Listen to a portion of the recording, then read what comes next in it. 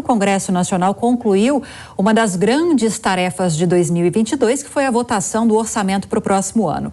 A peça, que incorporou mudanças aprovadas na PEC da transição, mantém o Auxílio Brasil, que deve voltar a se chamar Bolsa Família, em R$600, aumenta o valor das emendas individuais impositivas, com aquela decisão do STF de acabar com o orçamento secreto ou as emendas de relator, e ainda recompõe o orçamento de ministérios, como, por exemplo, o da Saúde e da Educação. A gente recebe aqui nos estúdios da Jovem Pan News o deputado federal General Peternelli, do União Brasil, que faz parte da Comissão Mista de Orçamento da CMO, por onde o texto começou a ser analisado, para falar um pouco mais, com mais detalhes para a gente, a respeito dessa peça orçamentária. Deputado, obrigada pela presença, seja bem-vindo, boa noite. Boa noite, Lívia, Serrão, é um prazer estarmos aqui, sempre abordando os assuntos de interesse do nosso país, com as preocupações necessárias e chamando a atenção para aqueles pontos que podem, no ponto de vista de cada um de nós, serem aperfeiçoados. Quais seriam os principais pontos que merecem a nossa atenção, deputado? Eu destaquei aqui alguns dos principais pontos dessa peça orçamentária. O que chama mais a atenção e acende o alerta? Uma coisa que é importante, nós estamos observando que é uma mudança nesse equilíbrio fiscal. Com o Guedes, tinha toda uma preocupação de zerar o déficit que o Brasil tinha. Ou seja, tudo que o Brasil arrecada, de nós estarmos gastando compatível a essa arrecadação. Então você tinha uma responsabilidade fiscal e você também tinha uma preocupação de diminuir o gasto público. E por isso diminuiu os ministérios, diminuiu uma série de fatores, segurou o quanto pôde os aumentos de pessoal. Agora nós estamos numa nova etapa, e essa nova etapa veio acompanhada de que há uma necessidade de se aumentar o Auxílio Brasil, Bolsa Família, como você muito bem colocou. E há um consenso nesse aspecto, e para que se passasse dos 400 para 600, em termos orçamentários, seriam necessários 52 bilhões. Nós também compreendemos perfeitamente a possibilidade e a necessidade dos R$150 para aquelas pessoas, aquelas famílias que estão nos programas assistenciais e estão na primeira infância, o que daria em torno de 17. A soma disso estaria em torno de 70. Nós poderíamos ainda dizer, não, a farmácia popular, um pouquinho ali, 80. Mas nós começamos a jogar isso para 145, que na prática foi a 170 bilhões. E nós já tínhamos como uma previsão inicial de que nós teríamos um déficit inicial de 65,9 bilhões. A soma disso tudo faz com que o Brasil, entre no cheque especial, para as pessoas compreenderem melhor, em torno de 230 bilhões. Eu fico aí, para a gente não deixar de minimizar um pouco, há uma expectativa de que o arrecadado no próximo ano seja maior do que nós temos. Tem também a própria Petrobras, tem royalties aí em torno de 20 bilhões, pode diminuir um pouco, o que traria esse déficit para 190 bilhões, mas isso é igual um cheque especial na família, Lívia. Alguém vai pagar a conta dessa defasagem que nós estamos buscando. É importante que se tenha esse aspecto. E também essa alteração no orçamento secreto, na RP9, que destinou uma parte às emendas impositivas. Um deputado, um parlamentar, ele tinha em torno de 18, 19 milhões para indicações nos municípios, na área da saúde, que é obrigatoriamente 50%, e também você teria as emendas da bancada, e essa emenda impositiva individual do deputado, ela agora sofreu um aumento e está em torno de 32 bilhões. Então, um parlamentar pode influir politicamente, destinando aos municípios, aos hospitais, às ONG, 32 bilhões. E nesse ajuste, os senadores ficaram com praticamente o dobro, 59 bilhões para ser destinado aos senadores. Então, ocorreu essa adequação, muitos defendiam, falaram, deixa como está, vamos pegar menos dinheiro emprestado, vamos fazer um déficit menor, e é lógico que tem que ter uma preocupação nisso. Então, você soma esse aumento do déficit e soma um volume de aumento de gasto e de despesas, isso gera uma preocupação natural, como gera na família. Olha, eu estou pegando mais dinheiro no cheque especial e não estou preocupado em economizar na família, isso não é uma boa política. Então, no meu entender, e de muitos, né, eu vejo pelos economistas, que é muito importante, né, ter esses aspectos. A própria âncora fiscal, que é o teto de gasto, a responsabilidade fiscal, ela também foi alterada. Ela era um contexto constitucional e agora ela vai ser regulada por uma lei complementar. Isso daí precisa de um quórum menor de parlamentares, em torno de 257, e a outra em torno de 308. Mas o governo Lula, dentro dessa PEC da transição, ele já conseguiu em torno de 331 votos favoráveis, o que mostra uma posição favorável. Temos que equilibrar isso, procurando racionalizar. Um detalhe, Lívia, que é importante e muitas vezes não chama atenção, é que a lei, né, orçamentária, ela destinou recursos para os ministérios que nós temos hoje.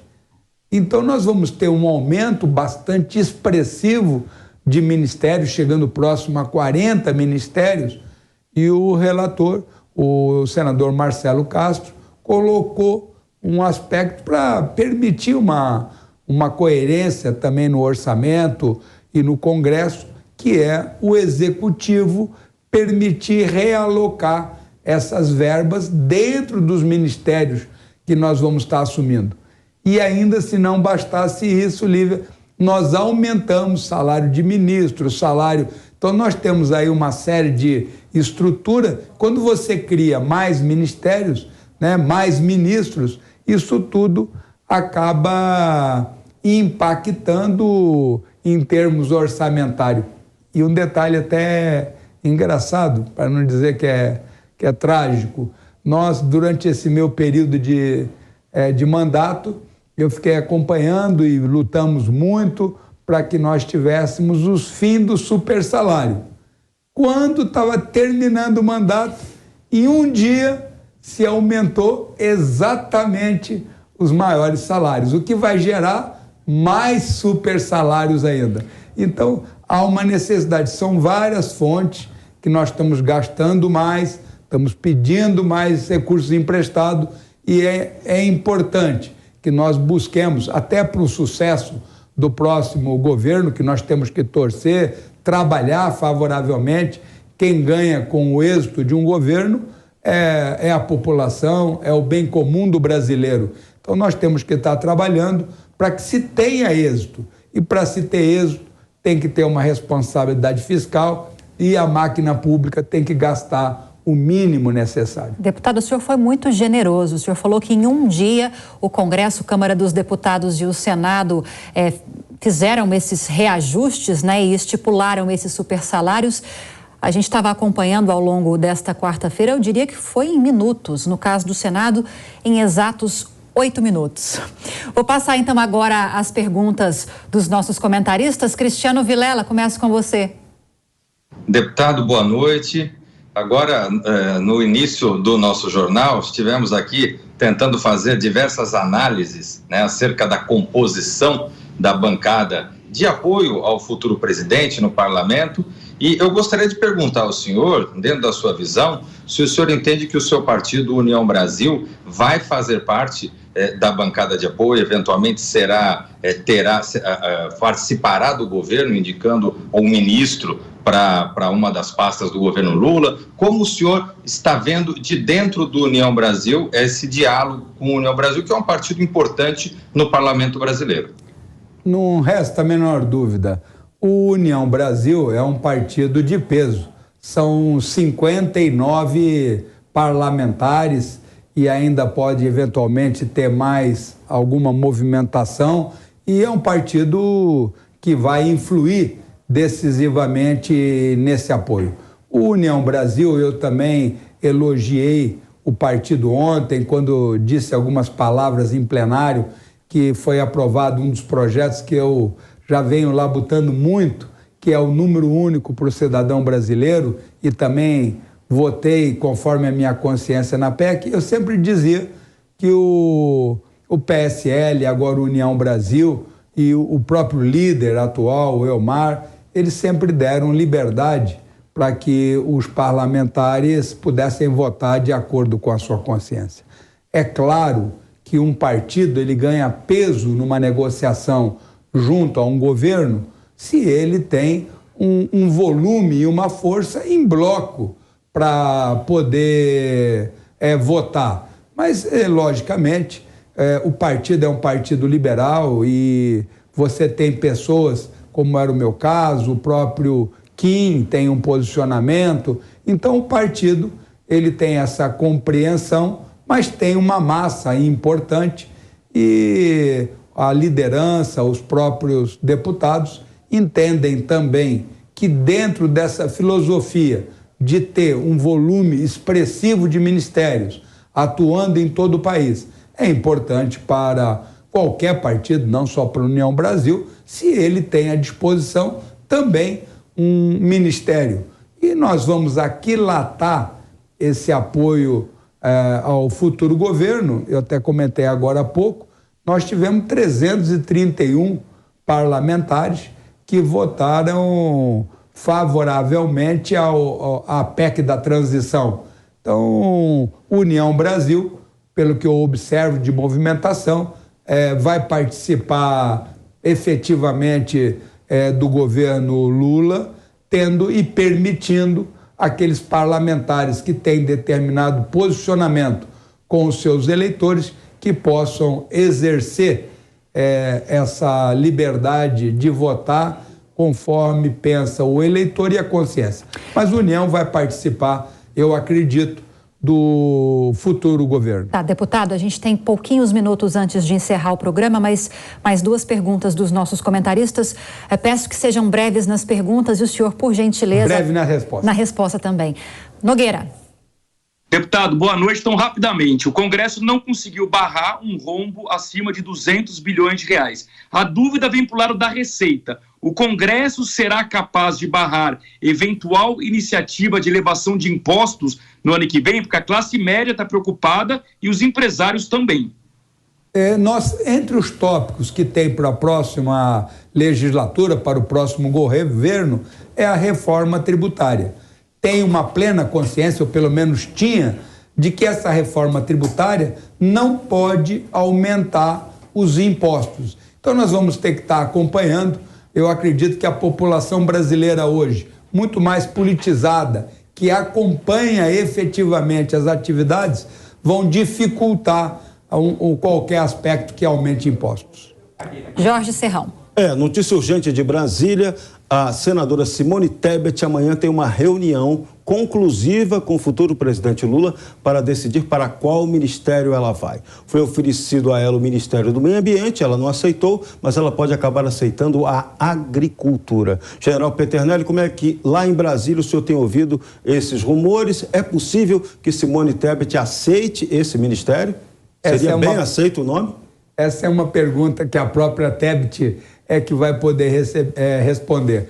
Não resta dúvida que ela teve um peso muito importante na campanha, nas eleições do presidente Lula, e ao mesmo tempo agora fica a preocupação de se der um ministério muito forte que a coloque numa projeção, ela como uma possível candidata no futuro, não é muito bom para o Partido dos Trabalhadores. E equilibrar isso é uma dosimetria. A agricultura é um dos ministérios mais importantes que nós temos, tendo em vista o volume que o ministério arrecada para o nosso país. Pois bem, gostaria de agradecê-lo até pela gentileza de apressar as respostas também nesse finalzinho. Deputado federal general Peternelli do União Brasil, obrigada pelas explicações dessa peça orçamentária para o ano que vem e pela gentileza de ter vindo até aqui aos estúdios da Jovem Pan News. Uma ótima noite. Obrigado, é uma oportunidade muito boa.